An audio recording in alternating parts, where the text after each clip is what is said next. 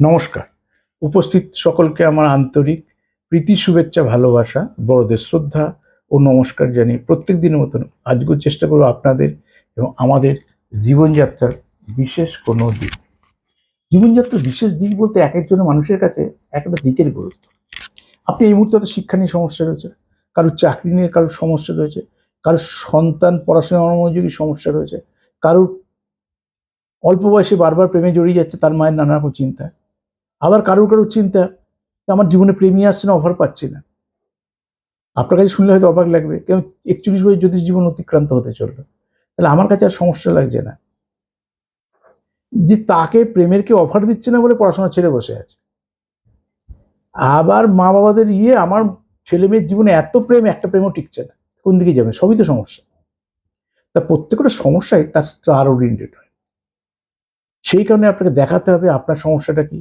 এই মুহূর্তে হয়তো কোনো একটা সমস্যা নিয়ে আলোচনা করছি, সেই সমস্যার সঙ্গে আপনি নেই। পৃথিবীতে বিভিন্ন মানুষ তো বিভিন্ন সমস্যার মধ্যে যুক্ত। আপনি কি সমস্যার মধ্যে রয়েছেন? চেম্বারে এসে কলকাতায় দেখাতে পারেন, অথবা ঘরে এসে অনলাইন পরিষেবা নিতে পারেন। যাদের কাছে এই মুহূর্তে আসা সম্ভব হচ্ছে না, তারা অনলাইন পরিষেবা নিন। আমার বুকিং নাম্বার 9830143766, 9830143766। এই নাম্বারে ফোন করে কলকাতা দেখাতে আসতে পারেন। বা যারা মনে হচ্ছে অনলাইন পরিষেবা নেবেন, রিসেপশনে সমস্তটা বলুন আমি অনলাইন পরিষেবা চাই, তখন ওরা আমার হোয়াটসঅ্যাপ নাম্বার দেবে, সেখানে আপনার ডিটেলটা পাঠান। ডিটেলটা কি পাঠাবেন শুনে নেবেন, আমি আর রোজ রোজ একই কথা বলছি না। বলি সবসময় জানেন নিজের নাম, বাবার নামের প্রথম অক্ষর, মায়ের নামের প্রথম অক্ষর, কত নম্বর সন্তান, দুটো হাতের ছবি, date of birth, place of birth, time of birth. যদি জন্ম তারিখ সাল সময় ঠিক না থাকে, হাতের দুটো ছবি তো পাঠাবেনি। নামের স্পেলিং বাবা মা এগুলো মিথ্যা হয় না, আর হাত মিথ্যা হয় না। টাইমের আগে পরে হতে পারে, সূর্য উঠছিল ডুবছিল হতে পারে, আগেকার সময় বলে না সূর্য উঠছিল ডুবছিল, কারোর গরুর গাড়িতে জন্ম, কারোর মাঠে জন্ম, কারোর বাড়িতে জন্ম। টাইমের পারফেকশন থাকে, ওই জন্য লগ্নের পারফেকশন আসে না। এইখানে দেখতে হবে বহু মানুষ বহু সহ যা লটারি টিকিট কাটার সঙ্গে যুক্ত, এরকম বহু মানুষ রয়েছে। সত্যি আপনি নতুন বছরের লটারি পাবেন কিনা, এবং লটারি নাম্বার পেতে গেলে নাম্বার দিয়েই হবে। তাহলে আপনার নিজের নাম্বারটা জেনে নিন, দেখুন আপনার ভাগ্যের লাকি লটারি নাম্বার কি। আসুন, কারোর 1 হবে, কারোর 2 হবে, কারোর 3 হবে, কারোর 4 হবে, হবে না? প্রত্যেকটা সংখ্যা যেরকম আলাদা, প্রত্যেকটা গ্রহের প্রভাব আলাদা। আপনার জন্মকালীন কোন গ্রহটা ঠিক একটু আমি বুঝিয়ে দেওয়ার চেষ্টা করি। প্রথম চেষ্টা করবেন সবসময় নামের স্পেলিংটা, কেন বলি, নামের এ থেকে জেডের মধ্যে আপনার কোনো না কোনো লেটার দিয়ে তৈরি, আর লেটারগুলো 5টা সংখ্যা হতে পারে, 6টা হতে পারে, 7টা হতে পারে।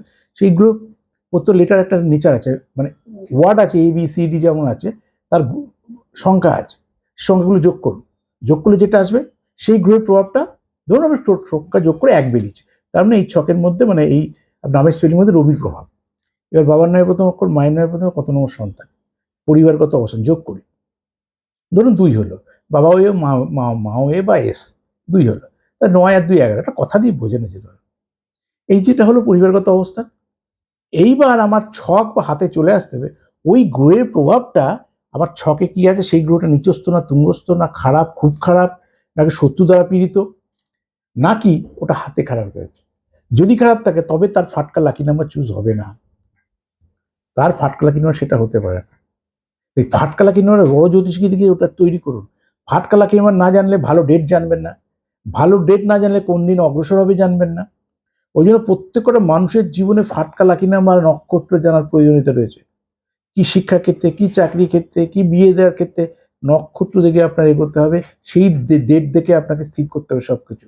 কি বিদেশে যাব, কি নতুন কোনো যোগাযোগ করব, কি কোনো ব্যবসা শুরু করব, কোনো চাকরির অ্যাপ্লাই করব, দিনক্ষণগুলো হচ্ছে নক্ষত্র দ্বারা পরিচালিত।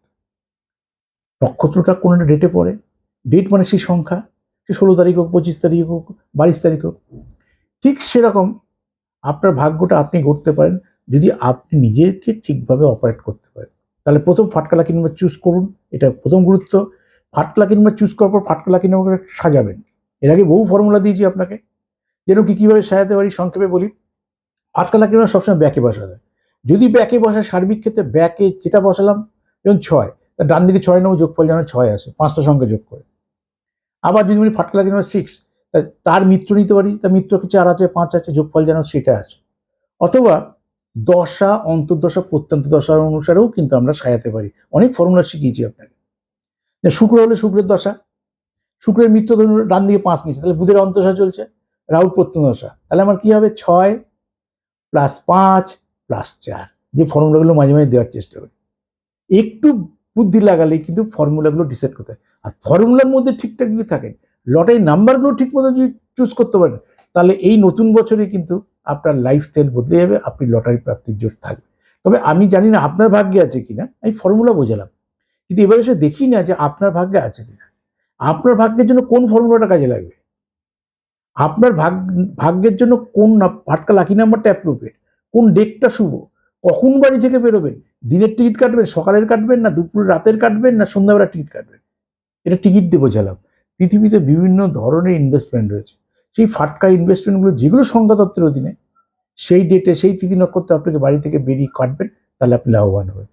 আমার YouTube channel civic motivation subscribe করুন, ডান দিকে থাকা বেল আইকনটা প্রেস করে লাইক ফলো শেয়ার করুন। আমি সিভিক আপনার সঙ্গে ছিলাম, আজই থাকো, নমস্কার।